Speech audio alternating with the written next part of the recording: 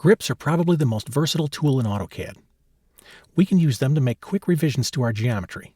In fact, we can use grips to accomplish nearly every modification command we've talked about so far. Let's take a look at how they work. I'm going to open a drawing such that we can play around with the grips feature. So I click my open icon. I'm going to come down within the Chapter 9 folder, and I'm going to select the number 8 drawing, the MP3 player. Let me select this and click open. Now on my screen, I've got an MP3 player as well as some scrap geometry. One thing I noticed right off the bat, this drawing opened up in a window. Let's correct that. I'm going to maximize my window so it fills up my interface. Now to the right of my MP3 player, I've got some scrap geometry. We're going to use the scrap geometry to get the idea of how the grips feature works. First off, I'm going to click on this line to select it, and when I do, I can see these little blue squares. These are grips. Grips act like little handles that I can use to modify my geometry. Now the grips feature can actually be turned off. So if you can't see grips on your screen, let me show you where you can go to turn them on. I'm going to hit my escape key to clear the grips. And once again, if you do not see grips, this is where you can go. You can go to your tools pull down, come down to options. We're going to go to our selection tab. Let me click the selection tab. And right down here, there's a checkbox that says enable grips. If you can't see grips, that's where you go to turn them on.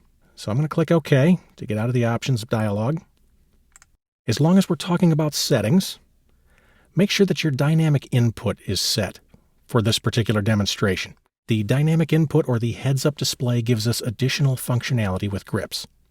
Now I'm going to come up and click this line again.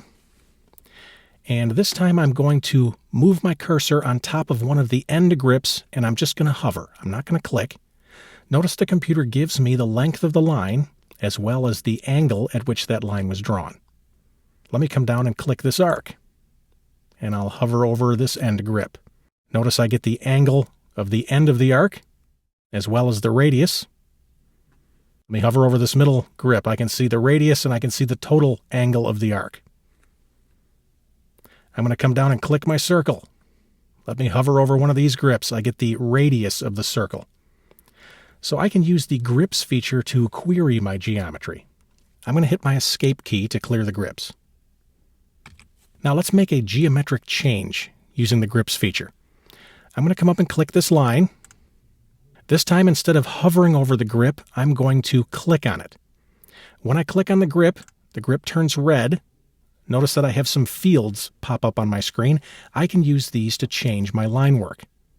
Now, if I hit my tab key, I can jump through the various fields. There's actually 4 of them. That first one represented the amount of change that I want to make to my line. This one represents the total length of my line. If I hit tab again, I can see the angle of the line. Hit tab again, I get the amount of change I want to make to my angle. So I'm going to hit my tab key, and we'll tab until we get the total length of the line. I'm going to type in 1 and hit enter. I just made that line 1 unit long. Let's make a change to the arc. I'm going to click the arc. And if I would like to have this fields functionality, I need to click on the triangular grip. Let me click on the triangle. Notice I get the same field. I get one that represents the radius. This guy has a radius of 1.49.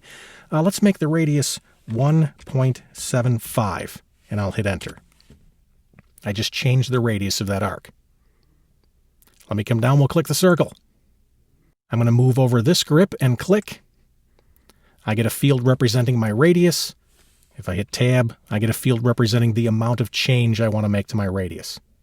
Let me tab until I get to the measurement that represents the full radius, and I'm going to set this to a radius of 1. Let me type in 1 and hit enter. That circle now has a radius of 1. Let me hit my escape key once again to clear the grips. Now, as I mentioned earlier, we can use the grips feature to do nearly